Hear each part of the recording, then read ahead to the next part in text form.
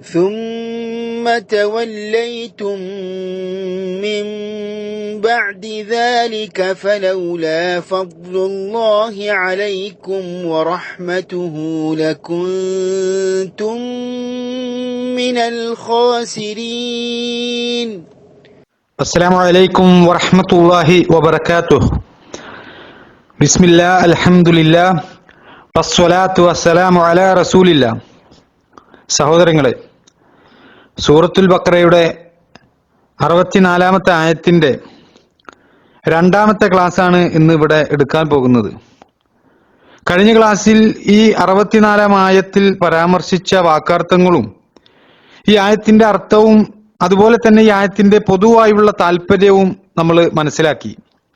ഇനി കഴിഞ്ഞ ക്ലാസ്സിൽ സൂചിപ്പിച്ചതുപോലെ നമ്മൾ ഇതിനു മുമ്പ് പഠിച്ചു മനസ്സിലാക്കിയ ബനു ഇസ്രായേലിയരുടെ ചരിത്രം മുമ്പിൽ വെച്ചുകൊണ്ട് ഒരിക്കൽ കൂടി ആ ചരിത്ര പശ്ചാത്തലങ്ങളിലേക്ക് കണ്ണോടിച്ചുകൊണ്ട് ഈ ആയത്തിൽ അല്ലാഹു സുബ്ഹാനഹു വ തആല പറഞ്ഞ കാര്യങ്ങൾ ചർച്ച ചെയ്യാനാണ് ഇന്ന് ഇവിടെ ഉദ്ദേശിക്കുന്നത്. ബനു ഇസ്രായേലിയരുടെ ചരിത്രം പരിശോധിച്ചാൽ നമുക്ക് കാണാൻ കഴിയും, പല സന്ദർഭങ്ങളിലായി അള്ളാഹുവിന്റെ കൽപ്പനകൾ അനുസരിച്ചുകൊണ്ട് ജീവിച്ചു കൊള്ളാമെന്ന് കരാറ് നൽകിയിരുന്ന, എന്നാൽ അള്ളാഹുവോട് നടത്തുന്ന കരാർ പ്രാവർത്തികമാക്കുന്ന ആ വിഷയത്തിൽ വലിയ വീഴ്ചയായിരുന്നു ഈ ബനു ഇസ്രായേലിയർ ചെയ്തിരുന്നത്. നിങ്ങളൊന്ന് ആലോചിച്ചു നോക്കൂ സഹോദരങ്ങളെ, ഏത് സന്ദർഭത്തിൽ അള്ളാഹുവോട് കരാറ് ചെയ്ത കാര്യമാണ് ഇവിടെ ഈ ആയത്തിൽ പഠിപ്പിക്കുന്നത്? ഇസ്രായേൽ ജനതയുടെ തലക്ക് മീതെ തൂർ പർവ്വതം ഉയർത്തി കാണിച്ചു കൊടുത്തുകൊണ്ട് അവരുടെ വേദഗ്രന്ഥമായ തൗറാത്തിലെ വിധിവിലക്കുകൾ അനുസരിച്ച് നടക്കുവാൻ കൽപ്പിച്ച വിഷയത്തിൽ അത് തങ്ങൾ സ്വീകരിച്ചു കൊള്ളാമെന്ന ഉറപ്പാണ് അള്ളാഹു അവരുടെ ഭാഗത്തു നിന്ന് വാങ്ങുന്നത്. അതിലേറ്റവും പ്രധാനപ്പെട്ട കൽപ്പന അത് അള്ളാഹുവിനെ മാത്രം ആരാധിക്കണമെന്ന മർമ്മപ്രധാനമായ വിഷയമാണ്. എന്നാൽ സഹോദരങ്ങളെ, നമ്മൾ കഴിഞ്ഞ ക്ലാസ്സുകളിലൂടെ മനസ്സിലാക്കിയതാണ്, ഇസ്രായേൽ ജനതയെ സംബന്ധിച്ച് അവർക്ക് ഏത് തരം ദൃഷ്ടാന്തങ്ങൾ കാണിച്ചു കൊടുത്താലും ഏതൊക്കെ രൂപത്തിൽ അവർ ഉപദേശിച്ചാലും അതെല്ലാം അധികം വൈകാതെ തന്നെ മറന്നുകൊണ്ട് അള്ളാഹു ഏറ്റവും അധികം വെറുക്കുന്ന ബഹുദൈവ ആരാധനയിലേക്ക് വളരെ വേഗം തിരിച്ചു പോകുന്ന ഒരു ശീലമായിരുന്നു ബനു ഇസ്രായേലിനെ സംബന്ധിച്ച് അവർ പ്രകടിപ്പിച്ചിരുന്നത്. ഫിർഔൻ ഭരണം നടത്തിയ കാലത്ത് അങ്ങ് ഈജിപ്തിൽ പല ദൃഷ്ടാന്തങ്ങളും മൂസാ നബി അലൈഹി സ്വലാമയിലൂടെ അള്ളാഹു അവർക്ക് കാണിച്ചു കൊടുത്തു.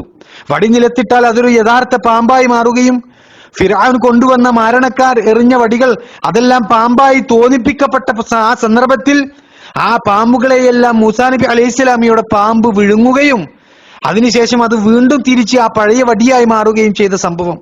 അതുപോലെ തന്നെ കടൽ പിളർത്തിക്കൊണ്ട് ഇസ്രായേല്യരെ അള്ളാഹു സിനാ മരുഭൂമിയിൽ എത്തിക്കുകയും ഫിർഔനെയും അവന്റെ അനുയായികളെയും ആ കടലിൽ മുക്കിക്കൊല്ലുകയും ചെയ്ത സംഭവം. ഇതുപോലെയുള്ള ധാരാളം സംഭവങ്ങൾ നേരിൽ തങ്ങളുടെ സ്വന്തം കണ്ണുകൊണ്ട് കണ്ട ഒരു ജനതയാണ്. അവർ ഫലസ്തീൻ ലക്ഷ്യം വെച്ച് യാത്ര ചെയ്യുന്ന സമയത്ത് ബിംബങ്ങളെ ആരാധിക്കുന്ന ഒരു ജനതയെ കാണുന്നത്. എന്നിട്ടെന്താ സംഭവിച്ചത്? സിനാ മരുഭൂമിയിൽ വെച്ചുകൊണ്ട് മൂസാ നബി അലൈഹി സ്വലാമിയോട് അവർ ആവശ്യപ്പെടുകയാണ്, ആ ബിംബങ്ങളെ ആരാധിക്കുന്ന ആളുകൾക്ക് ആരാധന നടത്താൻ ദൈവങ്ങളുള്ളതുപോലെ ഞങ്ങൾക്കും താങ്കൾ ഒരു ദൈവത്തെ നിശ്ചയിച്ചു തരണമെന്ന് ആവശ്യപ്പെടുക. സഹോദരങ്ങളെ, ഇസ്രായേൽ ജനതയുടെ ചരിത്രത്തിൽ അവർ കണ്ട ഏറ്റവും വലിയ ദൃഷ്ടാന്തങ്ങൾ അത് മൂസാ നബി അലൈഹി സ്വലാമിയുടെ കാലഘട്ടത്തിൽ അവർ നേരിട്ട് അനുഭവിച്ച അള്ളാഹുവിൽ നിന്നുള്ള ഈ രൂപത്തിലുള്ള അത്ഭുതങ്ങളായിരുന്നു. തങ്ങളുടെ കണ്ണുകൾ കൊണ്ട് നേരിട്ട് കണ്ട് അത്രമാത്രം ഉറപ്പുള്ള ഒരു ജനതയാണ് പിന്നീട് ബഹുദൈവ ആരാധനയിലേക്ക് തിരിച്ചു പോകുവാൻ വേണ്ടിയിട്ട് ധൃതി കൂട്ടുന്നത്, ആ രൂപത്തിലൊക്കെ ചിന്തിക്കുന്നത്. മാത്രമല്ല, കഴിഞ്ഞ ക്ലാസ്സുകളിലൂടെ നമ്മൾ പഠിച്ചതാണ്, മൂസാ നബി അലൈഹി സ്വലാം അള്ളാഹുവുമായുള്ള സംഭാഷണത്തിന് പോയ അവസരത്തിൽ ഹാറൂൻ നബി അലൈഹി സ്വലാമക്ക് അവരുടെ നേതൃത്വം ഏൽപ്പിച്ചു കൊടുക്കുകയും എന്നിട്ട് ആ ഹാറൂൻ നബി അലൈഹി സ്വലാം അവർക്കിടയിൽ ഉണ്ടായിരിക്കുമ്പോഴാണ് സാമിരി എന്ന ഒരു ദുഷ്ടന്റെ നേതൃത്വത്തിൽ അവർ ഒരു കാളക്കുട്ടിയെ ഉണ്ടാക്കിയതും എന്നിട്ട് ആ കാളക്കുട്ടിയെ പൂജിക്കുന്ന അവസ്ഥയുണ്ടായത്. ഈ ചരിത്രമൊക്കെ പഠിപ്പിക്കുന്നത് എന്താണ് സഹോദരങ്ങളെ? ഇസ്രായേൽ ജനതയെ സംബന്ധിച്ച് അവർ എത്ര തന്നെ ദൃഷ്ടാന്തങ്ങൾ കണ്ടു കഴിഞ്ഞാലും അതെല്ലാം വളരെ വേഗം മറക്കുന്ന സ്വഭാവമുള്ള ആളുകളാണ്. വാസ്തവത്തിൽ ഈ ഒരു സ്വഭാവം നമ്മളിൽ പല ആളുകൾക്കും ഉള്ളതാണ്. ഇനി മുതൽ ഞാൻ ശരിയായ രൂപത്തിൽ തീർത്തും ഇസ്ലാമികമായി ജീവിക്കുമെന്ന് കരുതുന്ന ആളുകളുണ്ട്. പക്ഷേ ഈ ഭൗതിക ലോകത്തിന്റെ സുഖ സൗകര്യങ്ങളിൽ മുഴുകിക്കഴിഞ്ഞാൽ പിന്നെ നമ്മുടെ തീരുമാനങ്ങളൊക്കെ മറക്കുകയും ദീനിന് രണ്ടാം സ്ഥാനം കൊടുക്കുകയും ചെയ്യുന്ന അവസ്ഥ പലപ്പോഴും പല ആളുകളിൽ നമുക്ക് കാണാൻ കഴിയും. ഏതായാലും സഹോദരങ്ങളെ, ഇസ്രായേൽ ജനതയെ സംബന്ധിച്ച് ഈ ഒരു അവസ്ഥ അവരിൽ കൂടുതലായി നിലനിന്നിരുന്നത് കൊണ്ടാണ് അവരുടെ തലക്ക് മുകളിൽ തൂർ പർവ്വതത്തെ ഉയർത്തിക്കാട്ടി അള്ളാഹു ഈ ജനതയിൽ നിന്ന്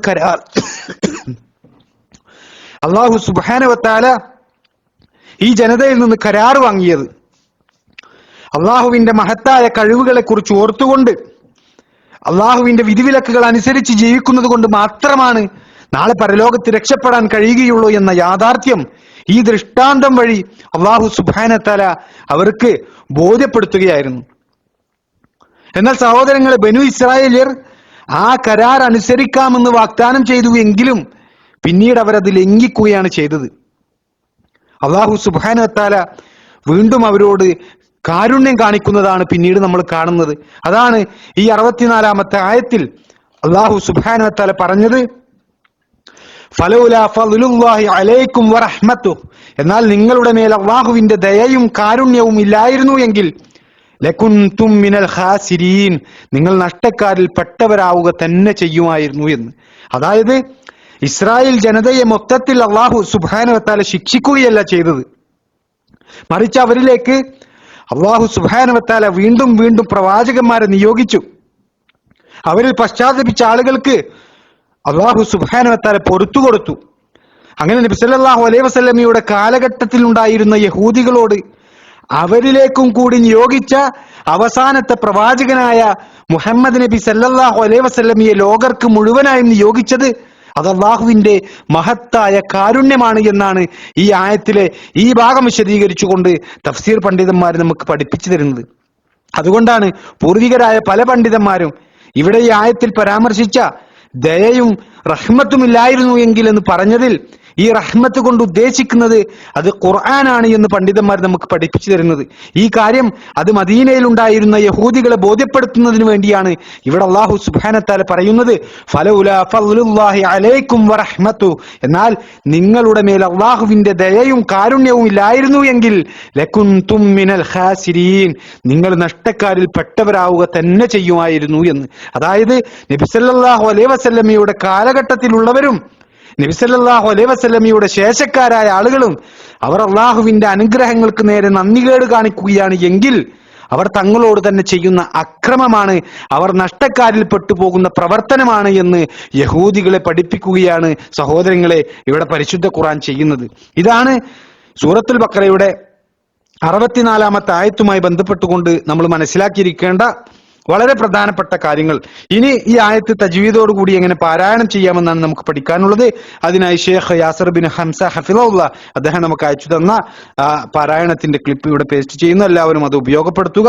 അല്ലാഹു സുബ്ഹാനഹു വ തആല അനുഗ്രഹിക്കുമാറാകട്ടെ.